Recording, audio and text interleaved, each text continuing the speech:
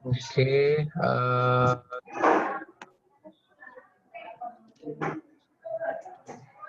kelihatan ya share screen-nya saya. Kalau dari 5, tapi masuk ke materi section 3 mengenai gathering information. Setelah kita selesaikan kemarin masalah receiving notifications ya, tahapan receiving notification. Sekarang dalam hal penanganan klaim kita masuk ke tahapan yang ketiga, yaitu gathering information. Slide-nya belum saya kasih, tapi nanti setelah perkuliahan ini saya inikan ke mahasiswa ya, lewat grup.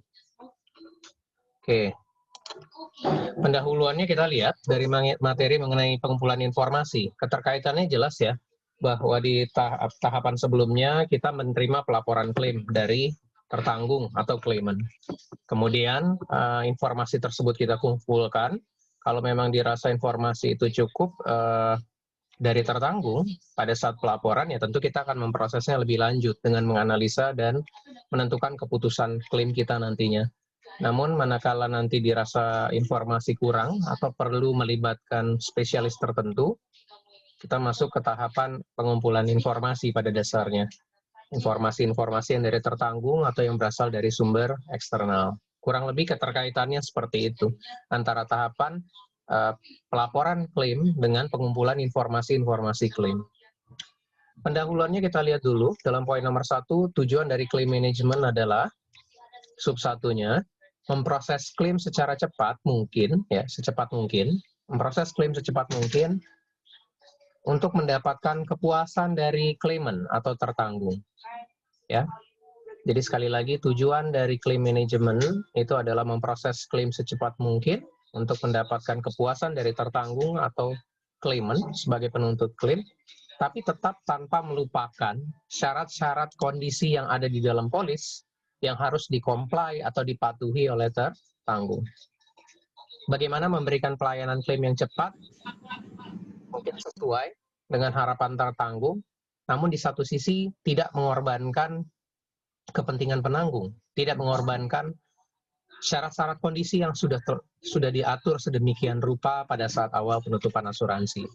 Kita tahu, klaim tidak hanya dipengaruhi dari apakah resiko itu dijamin atau tidak, tapi juga seberapa jauh kepatuhan tertanggung terhadap terms and conditions dari polis itu sendiri.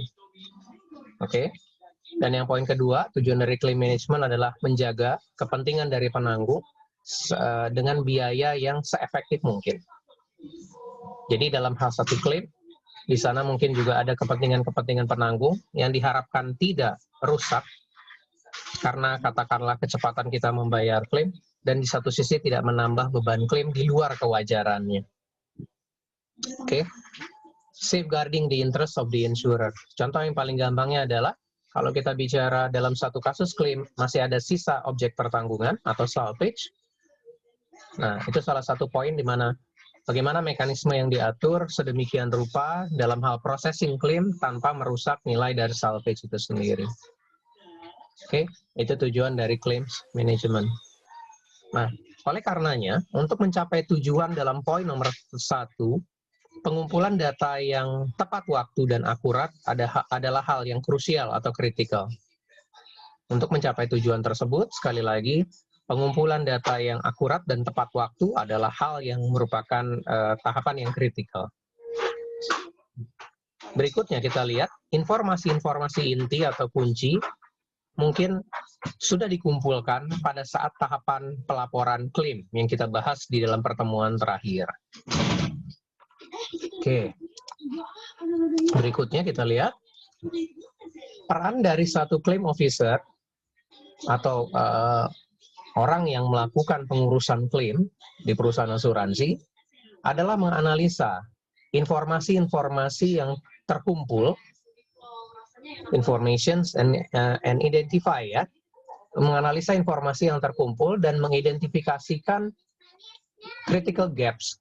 Dalam artian ini perbedaan-perbedaan yang mungkin ada dari informasi-informasi tersebut, di mana informasi ini nantinya akan mempengaruhi penyelesaian klaim. critical gaps di sini kita akan melihat apakah sesuai atau tidak informasi yang kita kumpulkan, baik dari tertanggung ataupun informasi sumber lainnya, dengan kenyataan klaim yang terjadi itu sendiri. Apakah ada deviasi atau ada gap di antara informasi yang kita dapat dengan fakta di lapangannya, seperti itu. Di mana hal-hal ini tentunya ya kelihayan dari claim officer melakukan hal ini adalah mempengaruhi dalam hal finalisasi klaim. Oke. Berikutnya kita lihat, masih dalam introduction mengenai chapter atau section 3 ini, setelah pemberitahuan awal klaim, claim manager harus melakukan hal-hal sebagai berikut. Yang ke-1, mengkomunikasikan kepada tertanggung atau claimant mengenai status-status dari klaim yang sedang di dalam proses. Ya, kalau di tahap awal kita sudah terima pelaporannya, kita bicara bahwa klaim open ya, remain open. Klaimnya itu akan terbuka sampai dinyatakan nanti selesai. Untuk proses ini dalam proses dalam poin nomor 1 ini, komunikasi adalah hal yang penting. Bagaimana claims manager mewakili perusahaan harus dapat mengkomunikasikan proses klaim yang sedang terjadi atau dalam proses dengan sebaik-baiknya kepada tertanggung. Mengapa komunikasi ini penting? Karena kalau tidak dikomunikasikan dengan baik, bisa saja tertanggung menganggap bahwa perusahaan asuransi kita dalam hal penyelesaian klaimnya kurang baik. Mungkin informasinya nggak jelas gitu ya, berapa lama waktu yang dibutuhkan, sehingga bisa jadi kita dianggap tidak merespon klaim yang diajukan tertanggung, atau penyelesaiannya sangat lama sekali, atau mungkin cara penyampaiannya juga kurang tepat sehingga dianggap kita tidak profesional dalam hal penanganan klaim. Itu penjelasan dari saya, sehingga keep communications properly ya dengan claimant pada saat klaim ini sedang berlangsung atau diproses atau open adalah hal yang penting. Dan yang kedua, claims manager juga perlu memastikan atau memperhatikan ya penggunaan spesialis dalam case-case klaim tertentu ya, di mana spesialis ini akan sangat membantu kita dalam hal memproses klaim, karena bisa jadi mereka akan mendapatkan atau mengumpulkan informasi-informasi tambahan yang sifatnya sangat penting, atau untuk mendapatkan opini profesional dari para spesialis ini terkait satu kasus klaim.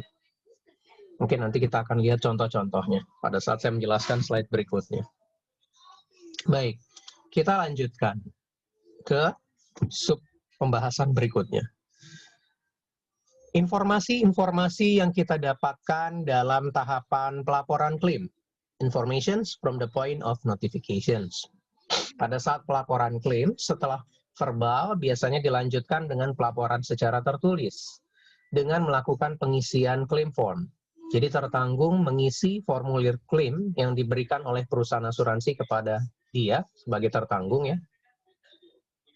Di sini kita lihat dokumen yang diisi tertanggung dilengkapi apakah ini merupakan bagian dari tahapan sebelumnya, yaitu telepon interview atau online, yang pada dasarnya merupakan laporan tertulis menerangkan kepada penanggung mengenai rincian dari kerugian yang terjadi. Jadi poin 1 ini mau ngomong, ini adalah satu dokumen yang diisi dan dilengkapi oleh tertanggung sebagai bagian dari tahapan pelaporan sebelumnya yang sifatnya adalah verbal atau mungkin online, di mana di dalam claim form ini berisi mengenai keterangan mengenai kerugian yang lebih rinci daripada yang sudah dia sampaikan pada saat di telepon atau online. Yang kedua, kita lihat masih pembahasan mengenai claim form. Mahasiswa perlu melihat bahwa claim form ini dibahas karena informasi inilah yang kita dapatkan pada saat tahapan pelaporan. Informasi awal yang kita collect atau kita gather ya di tahap awal pada saat memproses claim. Nah, informasi minimum yang harus ada ya di dalam claim form pada dasarnya poin nomor 2 ini ya. Apa saja informasi-informasi minimum yang ada dalam suatu claim form? Description of the event that caused the loss. Keterangan mengenai penyebab terjadinya kerugian. Kerugian yang terjadi itu disebabkan oleh apa? Misalnya kebakaran atau kerugian Kalau dalam hal marine cargo, misalnya kita bicara kargonya rusak, tenggelam, hancur, tenggelam karena apa? Mengikuti tenggelamnya alat angkut misalnya, terbalik alat angkutnya. Nanti terbaliknya alat angkut itu juga perlu diperjelas, kenapa prosesnya terbalik. Atau kalau kebakaran tadi, kenapa bisa timbul kebakaran. Jadi keterangan mengenai penyebab terjadinya kerugian. Lalu ada informasi yang biasanya masuk dalam claim form, yaitu mengenai keterangan kerugian atau kerusakan yang terjadi, ya. Dan yang berikutnya nama-nama pihak yang terlibat atau menyaksikan, ya, kerugian tersebut terjadi jika ada. Yang keempat, nama-nama dan alamat dari orang-orang yang mungkin menyebabkan kerugian tersebut terjadi. Yang dimaksud dalam poin 4 ini adalah di luar tertanggung, atau kita maksudkan adalah pihak ketiga. Jika ada, yang saya sebut di nomor 3, saksi-saksi itu ada di dalam poin ke-5, name of any person who witnesses the event. Kalau ada saksi-saksi, nama-nama pihak yang terkait dengan kerugian ini adalah pada saat kita bicara yang ada di dalam kejadian tersebut, di luar pihak ketiga, ya. Oke. Dan yang berikutnya keterangan mengenai tanggal, hari, waktu, dan waktu di mana kerugian tersebut terjadi. Lalu yang berikutnya adalah lokasi di mana kerugian terjadi. Jadi ini adalah informasi-informasi yang biasanya ada sebagai informasi minimum dalam satu claim form yang diisi oleh tertanggung. Baik, kita teruskan. Setiap formulir klaim atau claim form biasanya akan mempertanyakan kepada tertanggung beberapa pertanyaan-pertanyaan yang secara khusus dibuat untuk jenis risiko yang diasuransikan. Tentunya ada perbedaan antara tiap jenis asuransi yang satu dengan jenis asuransi lainnya. Contoh, di sini diberikan beberapa contoh untuk home insurance, motor vehicle, dan liability insurance. Kita bisa melihat biasanya di dalam home insurance, asuransi properti pada dasarnya ini adalah untuk bangunan rumah tinggal, ya, atau asuransi rumah tinggal lah kita bilang, ya, karena tidak harus bangunan, termasuk juga isi dalam bangunan atau contents-nya. Apa saja yang secara spesifik ditanyakan di dalam jenis asuransi home insurance ini, atau yang di-tailor untuk mempertanyakan di dalam jenis home insurance, kita bisa lihat informasinya adalah mengenai properti yang mengalami kerusakan dan risiko yang menyebabkan terjadinya kerusakan tersebut. Properti yang terlibat apa saja? Bangunannya sajakah? Atau misalnya termasuk isi rumah tinggalnya? Dalam hal ini perabotan rumah tangga misalnya. Lalu apa yang mengakibatkan kerusakannya? Fire kah? Atau kebocoran air kah? Jika memang risiko tersebut di-cover, ya, di dalam package home insurance-nya.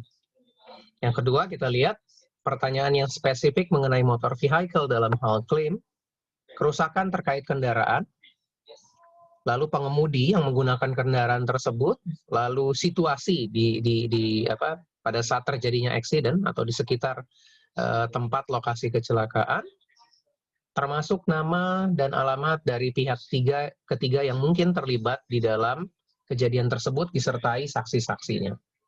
Itu pertanyaan contoh untuk motor vehicle. Sementara dalam liability insurance bisa jadi ditanyakan hal mengenai peristiwa yang mengakibatkan terjadinya injury, ya, atau kerusakan terhadap pihak ketiga.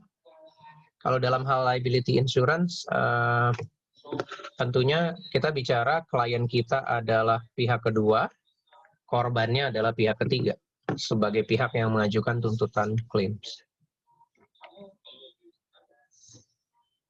Dan di sini kita lihat bahwa bisa jadi ditanyakan jika ada possibility recovery terhadap pihak-pihak lain atau pihak ketiganya.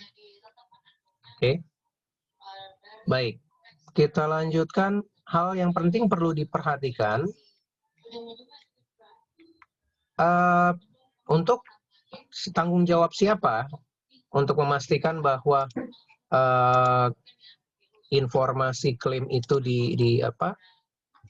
sudah diisi dengan baik dan jelas, ini adalah tanggung jawab dari penanggung. Seperti halnya SPPA pada saat penutupan asuransi, baik buruknya sebetulnya jawaban yang diberikan oleh tertanggung dalam mengisi SPPA ataupun claim form, itu tergantung juga bagaimana dengan penanggung mendesain pertanyaan-pertanyaan yang ingin disampaikan kepada tertanggung dengan baik pula. Kalau pertanyaannya jelas, tempat untuk memberikan jawabannya juga relatif ada, gitu ya, maka tertanggung bisa jadi mengisi formulir-formulir tersebut juga dengan lengkap dan jelas. Jika ada ketidakjelasan dalam informasi yang disampaikan oleh tertanggung, merupakan tanggung jawab dari penanggung untuk memastikan bahwa informasi yang diinginkannya sudah memadai dan jelas. Jika ternyata memang diabaikan oleh penanggung informasi yang tidak jelas tersebut, maka informasi tersebut jatuhnya seperti pada saat kita bahas ya mengenai utmost good faith atau material fact, itu akan menjadi informasi yang sifatnya tidak material karena diabaikan oleh penanggung, padahal dia punya hak untuk mendapatkan penjelasan lebih. Oke, itu untuk yang slide kelima. Berikutnya kita lihat notification considerations, pertimbangan-pertimbangan pada saat pelaporan klaim. Claim officer yang menerima pelaporan klaim dari tertanggung harus memperhatikan beberapa key issues, hal-hal kunci yang jika ditindaklanjuti dengan baik atau appropriate, maka hal itu akan memberikan informasi-informasi yang sangat berguna bagi proses klaim itu sendiri. Ya. Nanti kita lihat maksudnya seperti apa.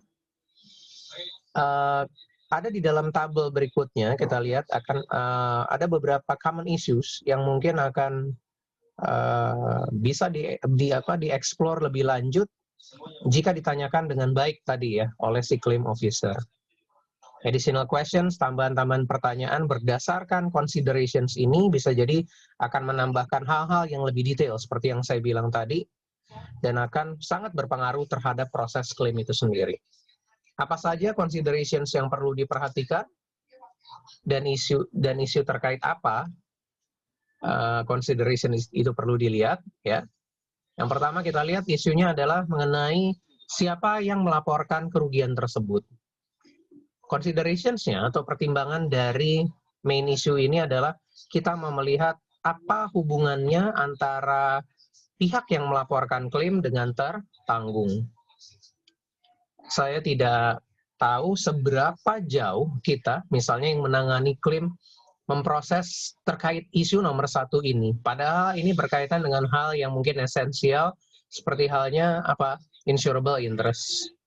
Sederhananya adalah, yang mengajukan klaim itu memang punya kepentingan atau tidak terhadap kerugian yang terjadi. Kalau dia tidak punya kepentingan, sebetulnya nggak ada urusannya ya sebetulnya dia melakukan pelaporan klaim. Saya mau sedikit cerita, mungkin saya pernah sebut juga kasus klaim kargo yang saya cerita di pertemuan-pertemuan sebelumnya, satu kasus besar di mana tempat saya bekerja sekarang ya di Askrida ya. Tidak secara spesifik berkaitan dengan pihak yang melaporkan kerugian. Enggak isu utamanya di situ, tapi ada kaitannya. Misalnya pelapornya tetap si tertanggung kita ya. Kebetulan pemilik kapal dan pemilik barangnya sama. Dia melaporkan kerugian, tapi karena setelah melalui suatu proses tiba-tiba ada ikut campur dari pihak bank X begitu ya. Tentu bukan suatu hal yang aneh sebenarnya kalau memang bank X ini memiliki kepentingan terhadap tadi saya cerita kargo ya, kargo yang diasuransikan. Katakanlah misalnya entah itu agunan kah gitu ya, dan lain-lainnya, nggak ada masalah sebetulnya. Nanti kita akan lihat sebetulnya adalah apakah dia bagian dari nama tertanggung atau ada banker clause di dalamnya. Tapi dalam kasus saya sebetulnya Bank X ini bukanlah merupakan pihak yang terkait langsung dengan kargo yang diasuransikan. Bahkan kasusnya cukup complicated. Di awal-awal dia akan ada insurable interest-nya, ini cerita penutupan ya, ternyata pada saat mau penutupan di-clear-kan tidak ada kaitannya dengan bank, tapi lucunya pada saat terjadi kerugian dia ikut campur. Dia ikut-ikut campur, sehingga sebetulnya kalau dari isu siapa sih yang laporin kerugian, ada nggak sih dia kepentingan, kita bisa mempermasalahkan bahwa bank ini nggak ada urusannya secara langsung ya, karena dia bukan bagian dari tertanggung. Tapi lucunya dia mau ikut campur, karena memang dia punya hubungan dengan kliennya yang mengalami kerugian tersebut, gitu ya. Coba-cobalah, menekanlah. Karena kebetulan memang ada bisnis kita juga dengan bank tersebut. Tapi hal mendasarnya sederhana sebetulnya. Sederhana tapi krusial kalau kita memang mau mempermasalahkan itu. Adalah seharusnya pihak-pihak yang melakukan pelaporan klaim atau mengurusi klaim ini adalah orang yang terkait dengan penutupan itu. Kalau bank, satu lagi, bahkan broker ya, broker rekanan dari si Bank X ini masuk belakangan pada saat terjadi klaim. Kalian bisa bayangkan bahwa isunya adalah, sebenarnya kita mau bilang, kalian tuh siapa gitu loh. Hubungannya apa dengan tertanggung. Nggak ada urusannya gitu loh ya, isu mengenai insurable interest-nya. Yang kalau kita tegas sebagai perusahaan asuransi, sebetulnya kita bisa abaikan mereka. Secara technically ya tentunya ya. Tapi pada saat kejadian itu akhirnya ya dari manajemen kita sendiri saat itu, pikir sana, pikir sini, mengkhawatirkan masalah hubungan bisnis mereka. Lucunya seperti itu. Padahal ya sebetulnya bukan sesuatu yang harus dikhawatirkan. Karena posisi kita saat itu jelas, clear. Nggak ada urusannya si broker maupun si bank untuk mengurusi cargo claims yang ada saat itu, karena dia tidak bagian dari tertanggung. Tidak ada insurable interest di sana. Insurable interest yang mau coba mereka kait-kaitkan, nggak ada hubungannya. Karena ternyata begitu ditilik-tilik, dari sekian banyak properti kargo yang diasuransikan mengalami kecelakaan, ada satu aja, ada satu objek dia yang memang agunan. Tapi agunannya itu diasuransikan di tempat lain dalam bentuk property insurance. Itu ya, kalau complicated-nya sebetulnya nih, saya sedikit cerita dari pengalaman saya. Tapi isunya adalah kaitan dengan nomor 1. Itu ya. Relationship to the insured. Isu nomor 2. Isu nomor 2 yang nantinya perlu kita explore lebih lanjut, considerations-nya apa. Keterangan mengenai kerugian. Informasi keterangan mengenai kerugian disampaikan dalam satu pelaporan klaim. Konsideran kenapa kita mempertanyakan hal ini, mengisukan hal seperti ini adalah, pertanyaannya adalah, apakah kerugian yang terjadi itu merupakan kerugian yang di-cover di dalam polis. Tentunya, manakala kerugian itu dijamin, ada potensi liability dari penanggung. Namun, manakala kerugian tersebut timbul akibat suatu resiko yang dikecualikan, maka tidak menjadi liability-nya penanggung. Jangan lupa juga bahwa penentuan satu kerugian apakah masuk dalam risk covered maupun risk exclusions, kadang-kala tidak satu peristiwa yang straightforward langsung. Bisa jadi dia terdiri dari rangkaian-rangkaian peristiwa. Kita sudah belajar masalah proxima causa. Sehingga perlu dielaborasi atau dieksplor lebih lanjut bahwa memang betul nggak sih ini diakibatkan oleh risiko yang dijamin. Oke. Ketiga, mengenai lokasi kerugian. Lokasi kerugian yang terjadi. Lagi-lagi kita juga mau melihat apakah lokasi di mana kerugian terjadi itu merupakan lokasi yang di-cover. Kadang-kala dalam suatu polis, kita tahu ada pembatasan area yang kita sebut sebagai geographical scope. Atau kalau untuk kelas bisnis tertentu, seperti marine ya, trading waters-nya ada, trading warranty-nya ada. Tentunya pada saat satu kerugian yang terjadi di luar area dari area geografis yang di-cover atau di luar perairan yang di-cover, maka itu menjadi satu kerugian yang dikecualikan atau tidak dijamin.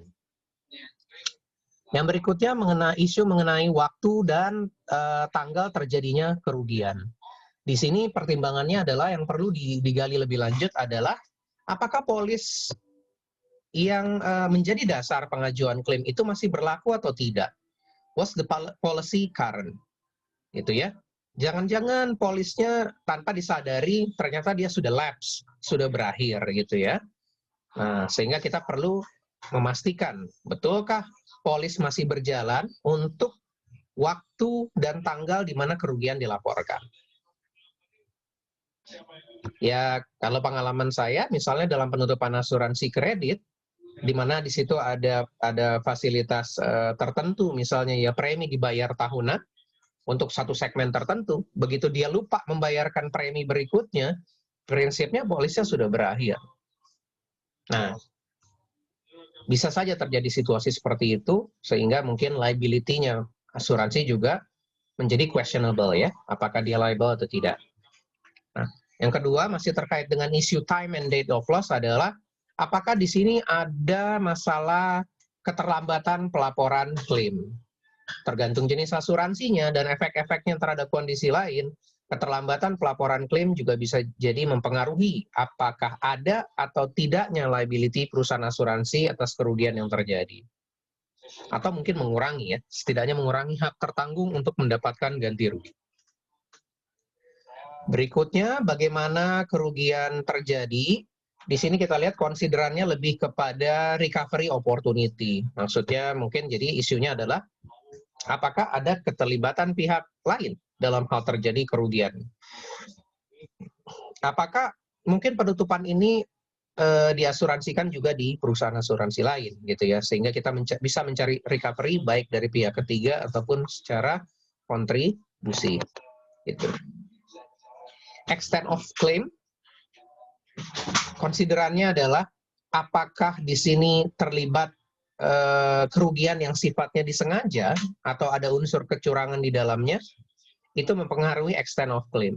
Extent of claim ini maksudnya adalah lebih kepada berapa besaran kerugiannya nanti, seberapa luas kerugian atau klaimnya ini nanti akan terjadi atau pada saat final gitu ya. Berapa besar, makanya kita sebut extent. Seberapa luas dia nih klaimnya ya. Kalau klaimnya sifatnya kecurangan, artinya potensi kerugian bisa jadi besar. Saya memang sulit ya untuk menjelaskan kasus marine cargo yang perusahaan saya itu alami, tapi saya pernah ngomong bahwa di situ ada isu mengenai fraud. Dan bicara extent of claim cocok sekali. Tentunya kalian terima sepotong-sepotong ya, karena permasalahan ya informasi ini nggak bisa dibuka secara memang details gitu ya. Di samping waktunya juga nggak cukup. Kalau bicara isu mengenai fraud, kenapa akhirnya berhubungan dengan extent of claim? Tadi saya bilang seberapa besar atau seberapa luas pada akhirnya final cost of settlement-nya. Untuk kasus ini sebetulnya ya, berdasarkan spesialis yang kita gunakan, khususnya legal konsultan hukum kita gitu ya, itu bisa di legal and claim consultant kita kebetulan saat itu. Sebetulnya kalau kita mau bertahan di satu sisi, klaimnya itu bisa hanya disettle di angka 25 sampai dengan 35 miliar gitu ya.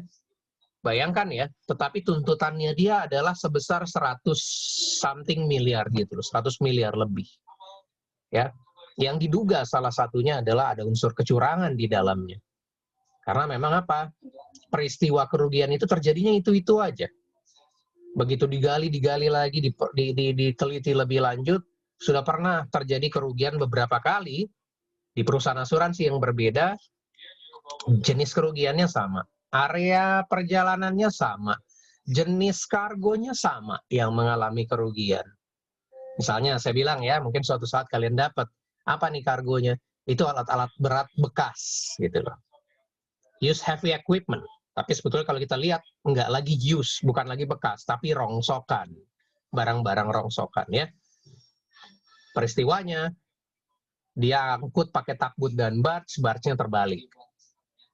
Tempatnya bisa jadi beda-beda, tapi modus operandinya kurang lebih seperti itu. Ya.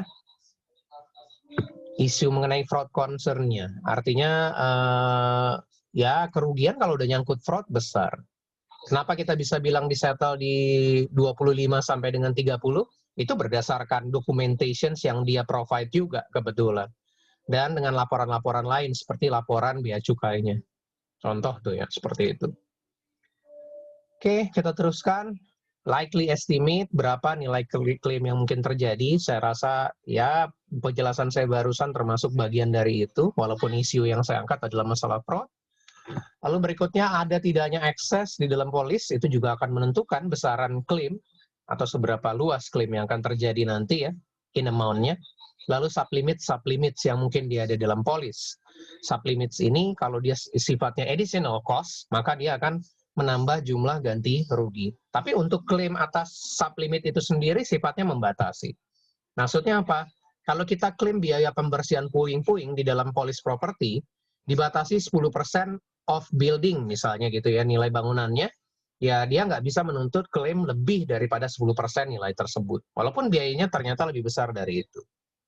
Ya, jadi penggunaan klausul tertentu yang sifatnya sublimits, excess, itu akan mempengaruhi berapa besaran klaim yang terjadi nantinya, finalnya. Yang berikutnya mengenai urgency of claims, konsiderannya adalah apakah kita punya masalah-masalah tertentu atau kebutuhan-kebutuhan tertentu ya.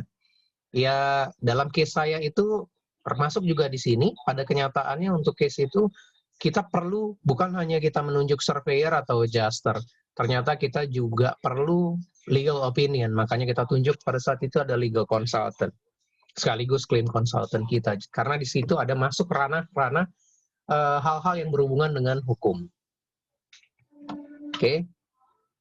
Action taken, tindakan-tindakan yang dilakukan, konsiderannya adalah bagaimana kerugian tersebut dikendalikan atau dikurangi atau dimitigasi, upaya-upaya untuk memproteksi salvage, dan apakah ada keperluan untuk melakukan pelaporan kepada polisi, pihak kepolisian.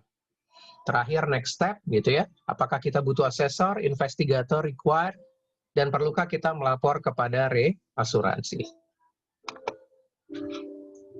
Kalau ada yang mau ditanya atau mau didiskusikan, silakan ya, interupsi aja saya. Belum, Pak. Ya,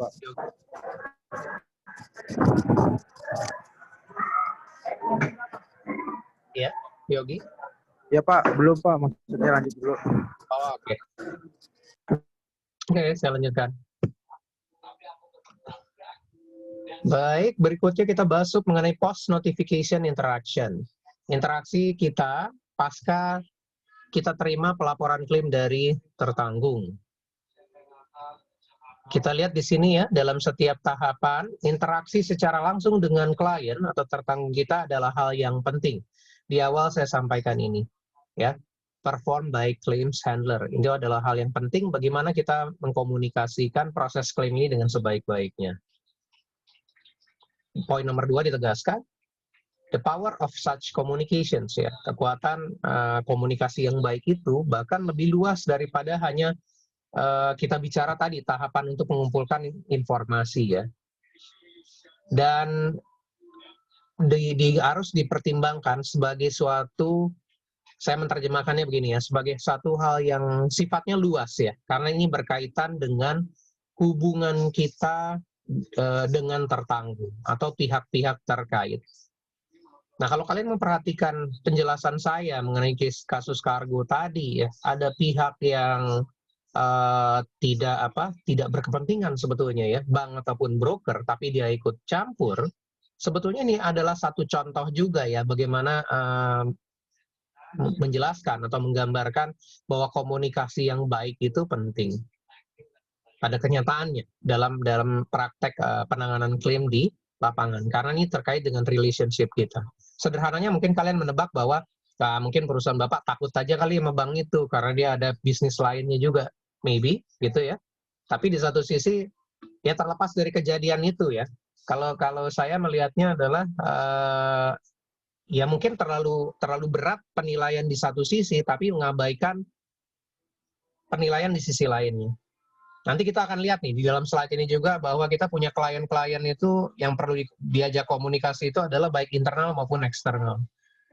Saya mau bicara adalah bahwa kalau misalnya manajemen saya di saat itu adalah lebih hanya mengconsider aspek bisnis, mungkin dengan bank itu atau broker itu, tapi dia lupa bahwa kita juga punya sebetulnya kepentingan untuk berkomunikasi dengan baik atau memaintain hubungan relationship yang baik bukan hanya dengan mereka, tapi dengan pihak lain dalam hal ini misalnya reasuradur, ya. Dan dalam kasusnya itu contoh yang paling bagus sendiri bagaimana akhirnya kita mengkomunikasikan di luar hanya berhadapan dengan tertanggung dan orang-orang yang ada di belakang dia, bank dan broker tadi, termasuk kami juga bagaimana mengkomunikasikan case ini sebaik-baiknya dengan para pihak reasuradur. Menarik sekali sebetulnya kalau yang kasus itu tuh di mana ya udah kayak sinetron kali ya, kayak film juga gitu ya, di mana antar reasuradur pun berbeda pendapat, officer di antara reasuradur beda pendapat, ada perbedaan pendapat antara legal and claim consultant kita dengan pihak surveyor dan adjuster. Semua itu pada akhirnya adalah berkaitan dengan bagaimana mengkomunikasikan suatu proses klaim itu dengan baik dengan para pihak ini. Ya. Every point of contact has the potential to impact upon a customer regard for an organization. Ini betul sekali ya. Sehingga kalau kita abai dalam hal cara berkomunikasinya, setiap poin komunikasi kita dengan tertanggung itu akan punya impact terhadap organisasi. Tapi lagi-lagi ya, kalau saya sih dari pengalaman saya, kita bukan membaca ini hanya sekedar kesannya nih, mungkin kalian akan tangkap kalimat ini adalah, wah kita jaga baik-baik nih dengan tertanggung, client is the king gitu ya, jadi ya tapi nggak begitu juga gitu ya, nggak berarti semua apa yang dia bilang kita jadi takut gitu loh, sehingga kita nggak proper dalam hal assessment claims-nya.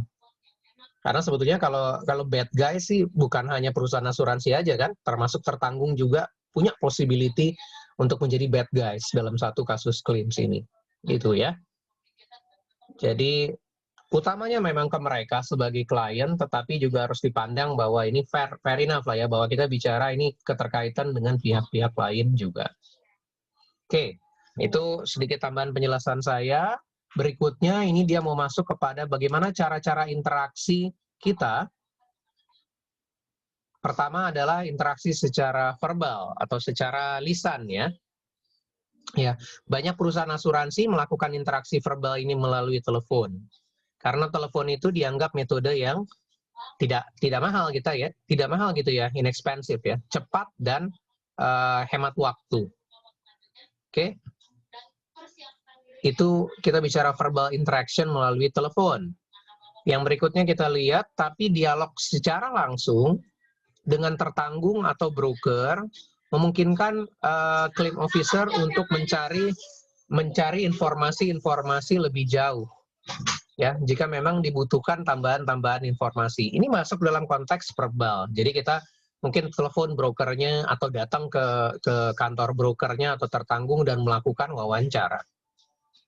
Yang perlu diperhatikan, semua pembicaraan dengan pihak tertanggung atau broker itu harus, ya bahasanya mungkin terjemahannya direkam, tapi tercatat nantinya, gitu ya.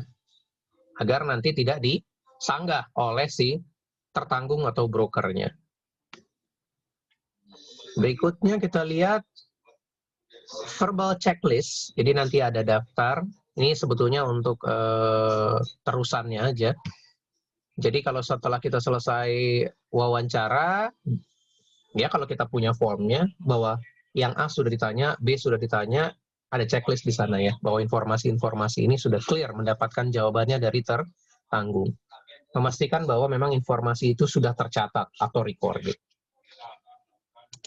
Baik, berikutnya kita lihat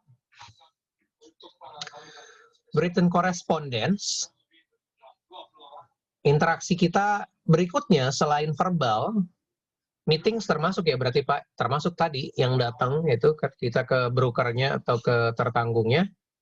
Lagi-lagi kalau kasus klaim kargo itu jadi pelajarannya, atau contoh dari saya, 2 tahapan itu terjadi. Dan beberapa kali meetings ya, memang karena kasusnya complicated, itu dilakukan.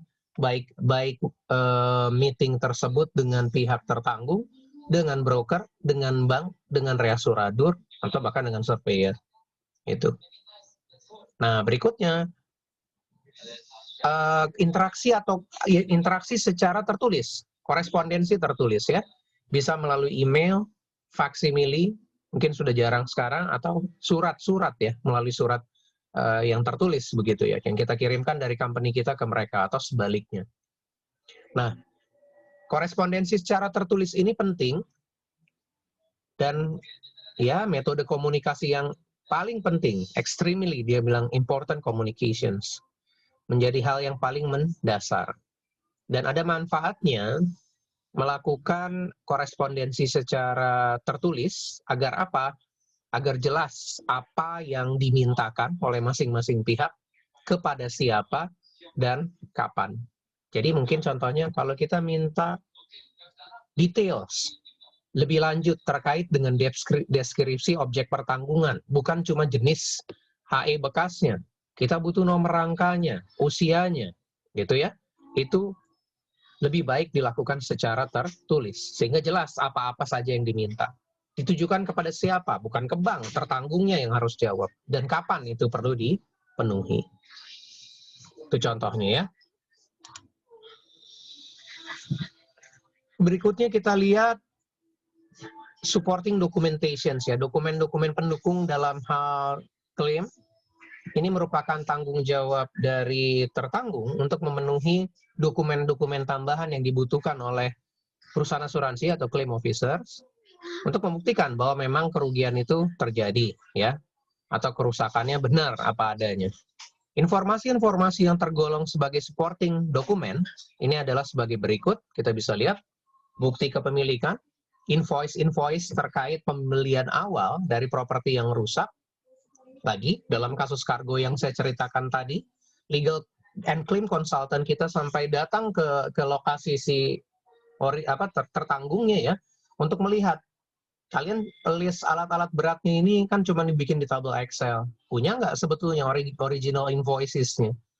Kebetulan dalam kasus itu bisa dia provide sedemikian rupa ya, sehingga dari situ kelihatan, bisa sangat terbandingkan begitu ya. Satu objek yang dinilainya sangat besar sama dia, mungkin dari original dokumennya yang dibelinya itu ternyata nilainya sangat-sangat kecil. Gitu ya. Proof of ownership, invoice or receipt for original purchases dari damaged property. Foto-foto juga merupakan satu supporting documentations gitu ya. Foto baik pada saat survei atau pada saat nanti kita lakukan investigasi klaim gitu ya, foto-foto. Termasuk juga pada saat pasca kecelakaan yang terjadi. Owner or operating manuals. Lalu yang berikutnya mungkin ini semacam harga penawaran dari supplier untuk merepair atau menggantikan properti yang rusak. Surat dari kepolisian atau laporan kepolisian. Letters of demand by third parties. Kalau kita bicara subrogasi ya, surat tuntutan dari pihak ketiga dan lain-lain. Tergantung nanti jenis asuransinya. Kita lihat di poin ketiga. Tipe dokumentasi yang dibutuhkan tergantung klaimnya ya, tergantung kasus klaim yang terjadi, dan biaya serta efektivitas waktu untuk mendapatkan dokumen tersebut. Ya memang kalau klaim-klaimnya kecil, kalau terlalu complicated permintaan dokumennya, ya mungkin kelihatannya kayak kita mengada-ngada sebagai perusahaan asuransi. Tetapi kalau memang kasusnya complicated, seperti case yang tadi saya sebut ya, bahkan tidak satu hal yang aneh pada akhirnya kita mintakan secara langsung ke pihak-pihak tertentu untuk mensupport case itu. Dan case itu, case kargo tadi bagus sekali. Lagi-lagi klaim konsultan kita, ya selain mendatangi ke tertanggungnya, juga mendatangi ke sah bandar di lokasi setempat untuk mendapatkan beberapa dokumen yang diperlukan untuk itu. Tapi memang karena kelihatannya di situ ada unsur fraud ya, memang rapi sekali. Sebisa mungkin tertanggung itu memberikan supporting documentations yang dimintakan. Seperti seakan-akan dia udah coba semua jalur itu ditutupi dengan sebaik-baiknya. Ya, itu yang perlu diperhatikan.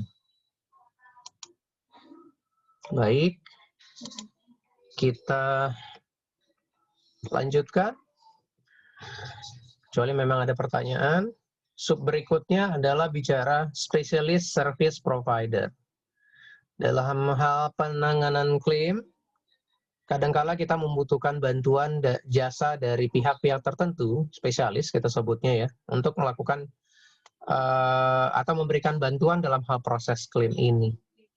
Menginvestigasi aspek-aspek tertentu dari klaim yang sedang kita proses. Poin nomor 2 adalah Code of Practice yang ada di Australia terkait penunjukan spesialis ini. Di sini disebut ya, investigator, assessor, dan loss adjuster. Code of Practice atau aturan main yang perlu diperhatikan dari service provider seperti loss adjuster, antara lain. Jadi kalau kita tunjuk loss adjuster, mereka perlu perhatikan apa saja dalam hal bekerjanya. 1, mereka harus melakukan pekerjaannya dengan profesional, jujur, fair ya, dalam artian independen ya, dan secara efisien. Bekerja secara profesional, jujur, fair, dan efisien. Yang kedua, mereka secara periodik atau berkala itu perlu menginformasikan kepada tertanggung mengenai status atau layanan yang mereka berikan. Dan identitas dari penanggung yang menunjuk mereka untuk bekerja. Itu. Dan yang ketiga, loss adjuster perlu memberitahukan atau melaporkan kepada asuransi terkait katakanlah keluhan-keluhan atau komplain yang diterima yang dialamat kepada adjuster pada saat mereka melakukan pekerjaannya. Oke, ini ya 3 hal yang perlu diperhatikan sebagai bagian dari Code of Practice di Australia di dalam GIC-nya. Oke, kita lihat di sini berikutnya loss adjusters and assessors ya, masih berkaitan dengan loss adjuster. LA, saya singkat untuk loss adjuster, adalah spesialis yang biasanya ditunjuk oleh penanggung. Secara umum, apa saja pekerjaan-pekerjaan yang dilakukan oleh loss adjuster ada di dalam poin nomor 2 ini, sub-subnya ya. 1, melakukan investigasi terkait hal-hal mengenai klaim yang sedang terjadi, situasi di sekitaran klaim tersebut, risiko apa yang menyebabkannya, ceritanya persisnya, details of description of loss-nya seperti apa, itu mereka yang investigasikan. Kebakaran itu disebabkan oleh apa, tenggelamnya kapal tadi karena apa, gitu ya. Dan kedua, tugas dari loss adjuster atau bagian dari pekerjaan loss adjuster adalah menentukan value of the loss, nilai kerugian, setelah mempertimbangkan seluruh faktor yang ada, termasuk kondisi polis, gitu ya. Lalu yang ketiga, menyampaikan laporan kepada penanggung untuk membantu penanggung menentukan posisi mereka dalam hal klaim, ya, termasuk berapa nilai klaim yang harus dibayar. Ini pekerjaan-pekerjaan tipikal dari loss adjuster. Terlepas dari penunjukannya dilakukan oleh penanggung, basically loss adjuster ini adalah dianggap sebagai pihak yang independen, ya, independent party. Terlepas dari kita yang nunjuk sebagai penanggung, tapi dalam hal bekerjanya dia diharapkan independen. Artinya tidak memihak salah satu pihak, ya. Idealnya seperti itu, ya. Mereka, loss adjuster ini akan membuat rekomendasi terkait penyelesaian klaim, dan loss adjuster ini tidak memiliki wewenang untuk melakukan penyelesaian kerugian atau menolak klaim yang terjadi. Dia boleh memberikan rekomendasi bahwa klaim tidak dijamin di dalam polis setelah mempertimbangkan seluruh informasi yang ada. Tetapi bukanlah tugas dari loss adjuster untuk menolak klaim tersebut. Atas dasar laporannya, misalnya kasusnya adalah dia bicara tidak liable, yang melakukan penolakan adalah tetap dari perusahaan asuransi. Dia hanya sekedar merekomendasikan saja. Jadi jelas tidak ada power untuk men-settle loss atau men-deny liability.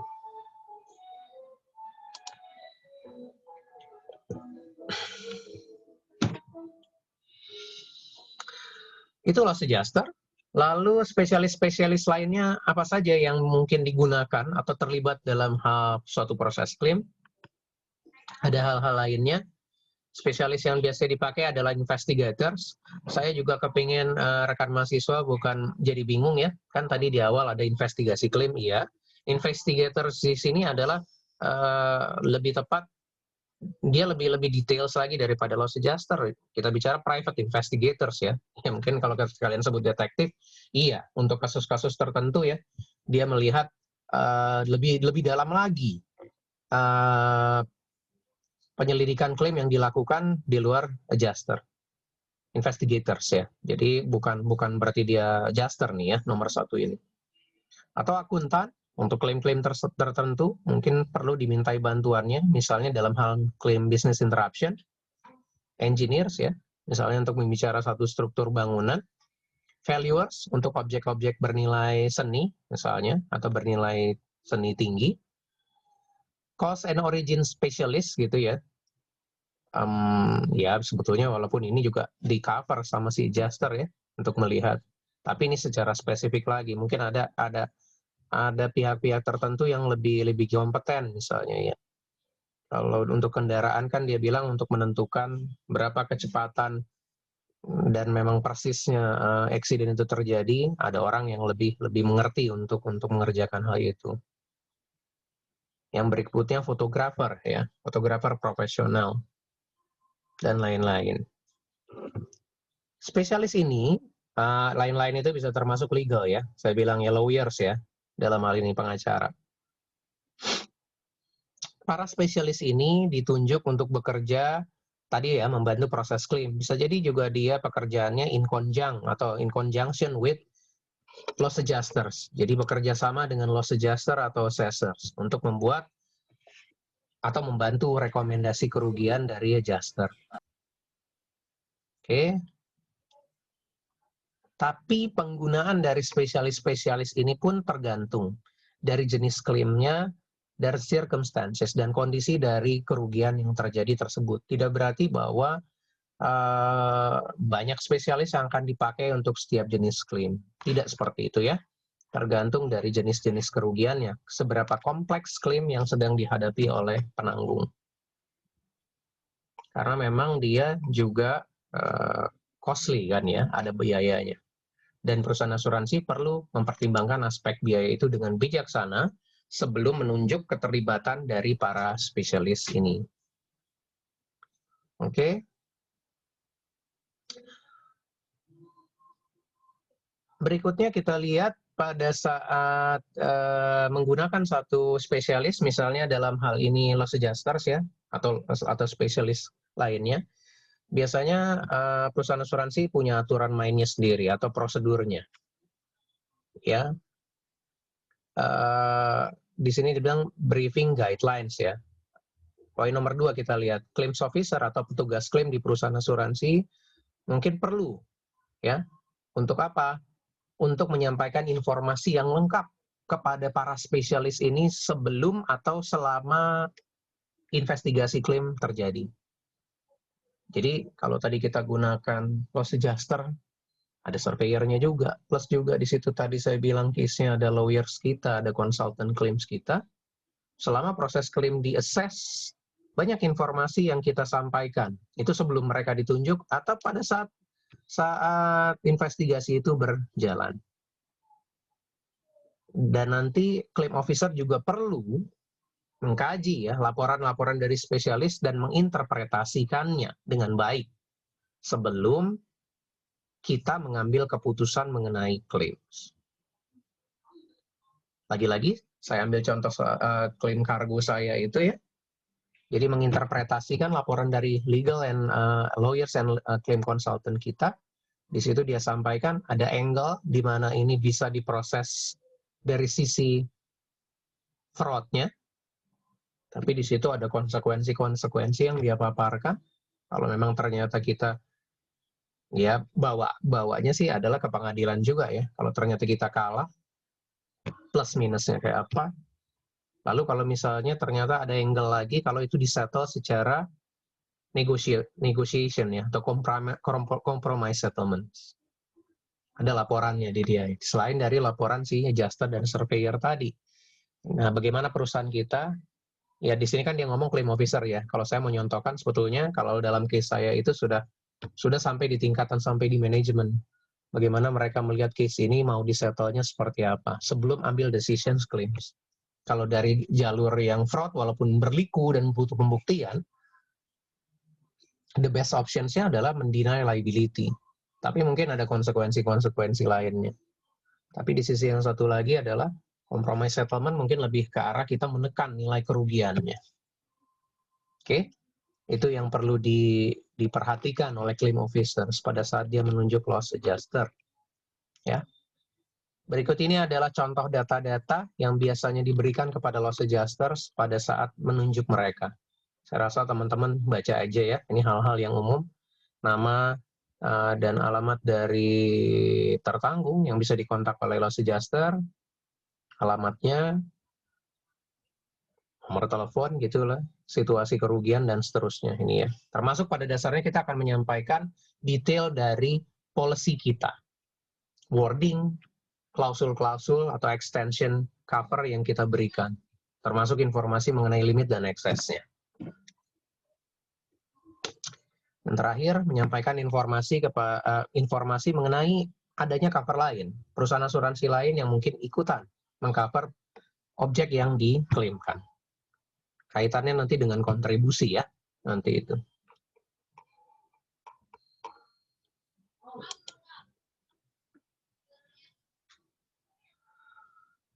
Oke, report validations, validasi laporan-laporan klaim yang masuk. Ya, dari para spesialis itu, nah, claims manager harus mereview laporan dari spesialis sebelum dia mengambil keputusan atau decisions claims-nya. Apakah dia akan perbaiki atau ganti. Intinya seperti tadi lah ya. Claim manager should review properly any specialist report prior to issuing authorities for their repair or replacement. Oke. The claims officer has to ensure that the items being claimed for were. Nah, ini maksudnya adalah claim officer harus memastikan bahwa objek yang diklaimkan itu ada sebelum terjadi kerugian dan memang milik tertanggung. Penekanan saja sih pada dasarnya dari report yang diterimanya, baik itu dari loss adjuster atau spesialis lain.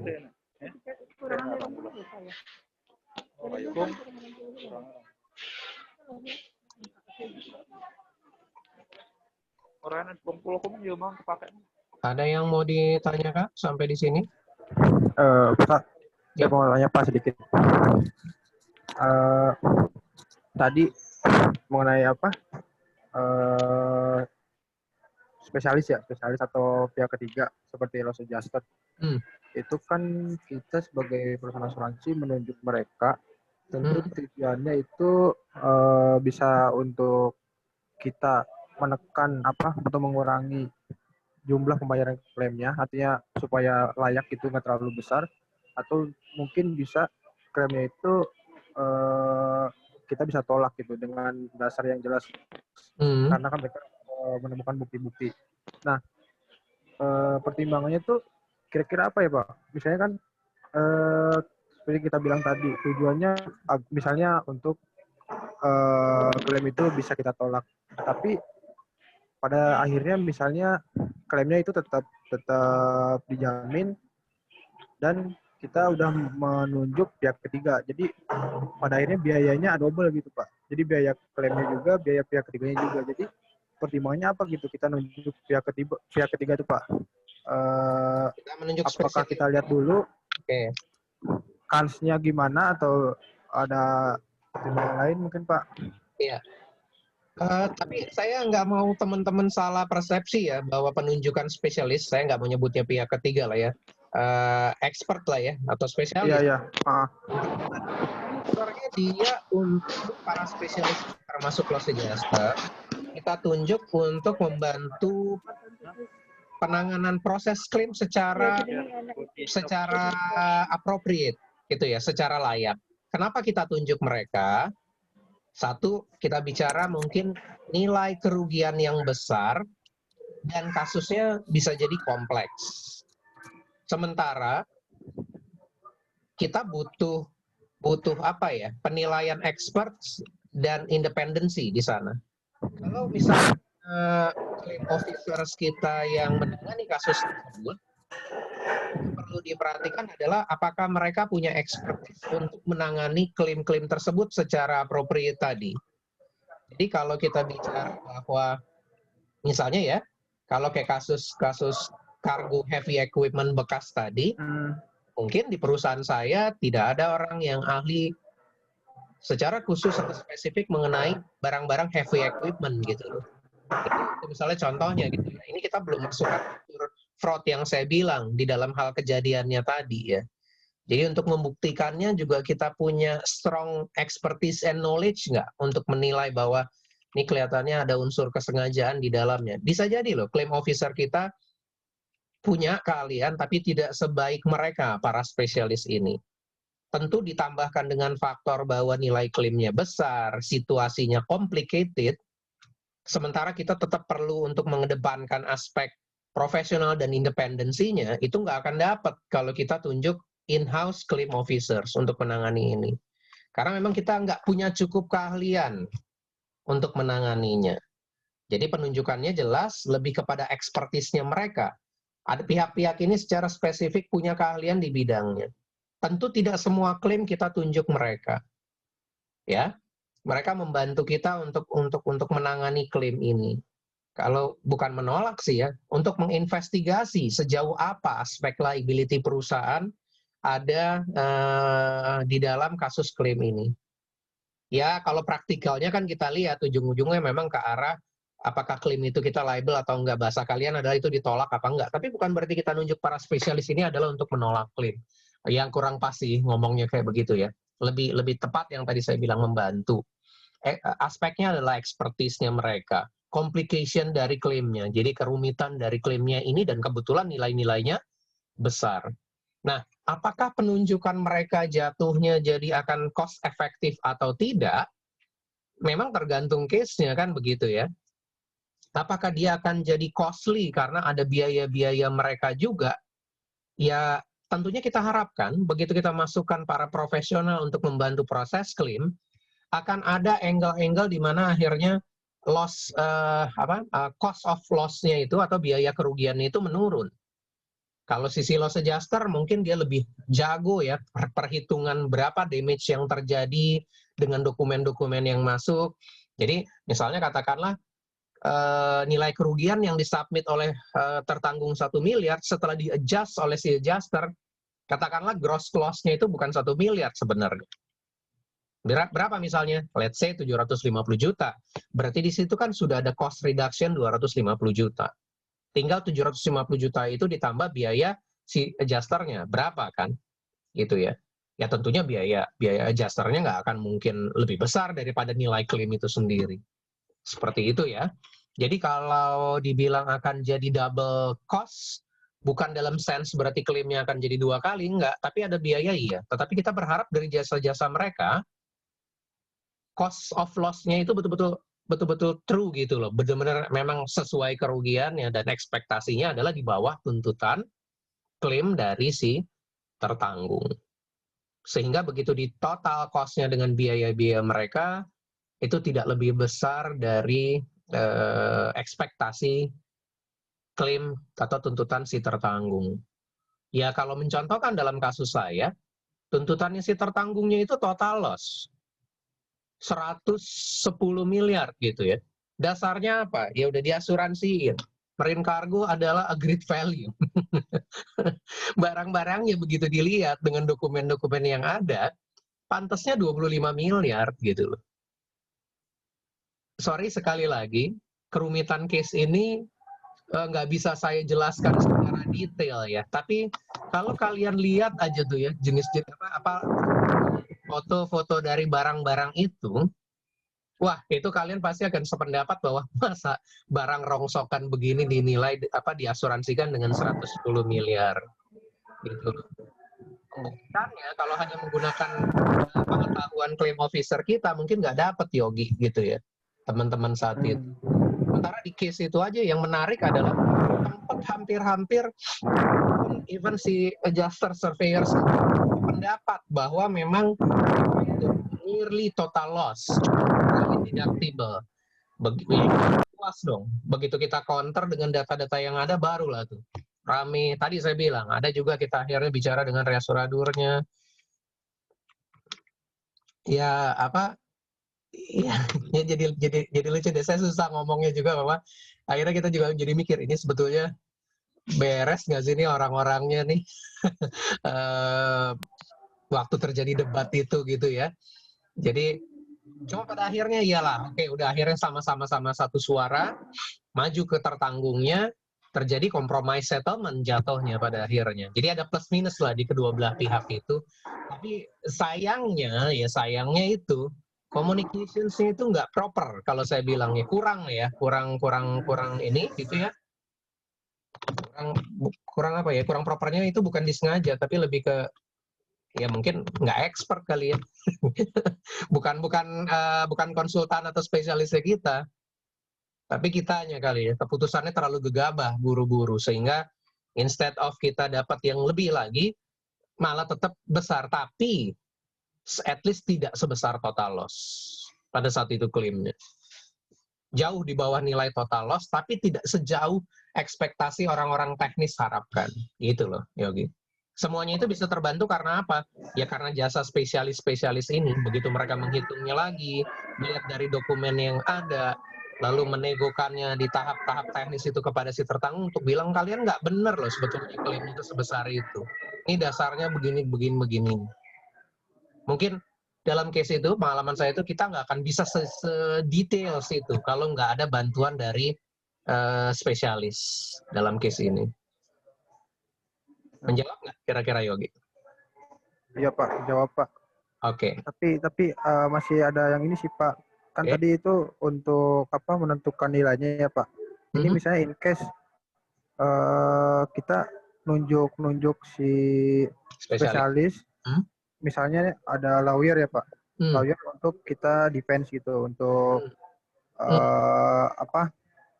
ya supaya kita menang lah. Ibaratnya bisa kita nggak liable gitu. Nah itu misalnya kita ngelihatnya gimana ya Pak? Apa kita lihat dulu ini kansnya kita kira-kira bisa nolak apa? Maksudnya ada celahnya itu peluangnya kita bisa nggak liable itu besar atau tidak, baru kita tunjuk lawyer atau gimana tuh Pak? Karena kan kalau misalnya peluang kita nggak liable itu kecil, jadi nunjuk lawyer tuh kayak percuma gitu Pak. Gini, masalahnya dalam kasus itu, kalau kita nggak nunjuk lawyer, kita nggak akan bisa ngelihat di situ ada angle aspek fraud-nya. Itu contohnya ya. Kita nggak akan ketemu gitu loh. Kalau cuma ngikutin jalur-jalur teknisnya aja. Jadi begitu dilihat dari seluruh dokumen yang ada, lawyer kita kebetulan sekaligus claim consultant. Jadi dia ngerti juga Yogi teknisnya, kebetulan ya. Jadi begitu dilihat itu, pertama kita memang belum nunjuk dia Yogi. Jadi maksudnya belum appointed ya. Kita kasih tahu, ini case-nya begini loh ya. Kasus yang kargonya ini gini, ini data-datanya seperti ini. Kira-kira bisa ditanganin apa enggak? Pendapat Anda tuh apa awal-awalnya gitu loh. Begitu dilihat semua, aturan mainnya ini begini nih. Ini loh sisinya, bahwa ini sepertinya bisa masuk ke sisi fraud. Yang terburuk kita bisa tolak gitu. Sebelum akhirnya kita appoint dia Yogi. Itu kalau kamu itu kamu tanya di awal ya, kenapa kita pada akhirnya nunjuk dia.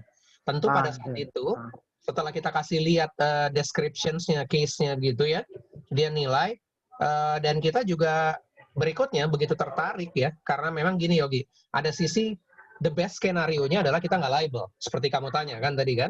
Nah ya betul Pak, berarti tapi ada peluang gitu ya. Betul. Tapi ada sisi lainnya juga, at least tidak total loss. Kan dua itu nih, ya kan? Dua itu nih, kita nggak bayar total loss, dan yang the best-nya dari sisi kita adalah kita tidak liable. Nah, setelah kita dapat penilaian awal ya, preliminary opinion lah, boleh dibilang ya, opini awal dari si legal and claim consultant itu, baru kita bicara ya tentu cost dia, Yogi. Untuk menangani case ini gimana kira-kira? Kalian fee-nya seperti apa? Nah, dia kasih tahu tuh, Yogi tuh. Katakanlah misalnya pada saat itu kita bicara katakanlah di awal atau mungkin uang mukanya dia atau uang muka dan setelah itu selesainya dengan dia, fee-nya berapa. Begitu kita hitung-hitung make sense, baru kita appointed dia. Gitu sih. Jadi kalau memang ada hitung-hitungannya di awal sebelum kita appoint. In case di luar loss adjuster ya, kalau loss adjuster kan relatively udah mungkin kita sama-sama tahu biaya mereka juga terhitung sekian persen dari nanti berapa definite loss yang bisa diinikan atau dari nilai final claim-nya berapa gitu. Itu kalau jasa-jasa yang lainnya sih. Ya kita lihat juga artinya yakin berhasil apa enggak sih dia gitu, atau seberapa jauh tingkat keberhasilannya. Ada presentasi untuk hal itu. Gitu ya, Yogi ya? Ya, Pak. Oke, Pak. Ada yang lagi yang lain?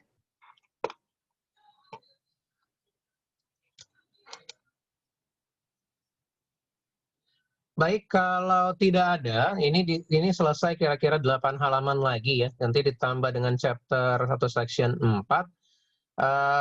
Karena kita mulainya ini malam ya, saya mau akhiri dulu di sini. Ini akan saya selesaikan bareng-barengan dengan section 4. Slide-nya nggak terlalu banyak. Untuk section 4 itu sendiri. Tentatif saya rencanakannya sih sebetulnya besok nih, kuliah pengganti ya. Yang waktu kuliah kedua, kalau nggak salah ya, kedua. Itu di sekitaran jam 1 siang ya. Bisa ya, kita ketemu itu ya jadi totalnya kita udah 5 nanti. Karena saya kan masih punya utang 1. Besok rencananya di sekitar jam 1 siang, kalau memang nggak ada perubahan-perubahan. Karena saya kepengennya sih nanti selesai 7 pertemuan ini pas di pertemuan ke-7-nya. Nanti yang sesuai jadwal. Ini kan pada dasarnya adalah pertemuan yang ke-5. Benar ya? Gitu ya. Jadi siap-siap aja, saya rasa rekan-rekan mahasiswa. Rencananya kita punya kuliah pengganti besok di hari Minggu. Saya rencanakan sekitaran jam 1 deh, jam 1 siang ya. Jangan terlalu pagi karena memang kita juga udah selesai ini agak malam gitu. Seperti itu. Ini berarti kita akan mulai di halaman ke-17 besok ya, sampai dengan selesai di halaman ke-25. Oke, saya stop recording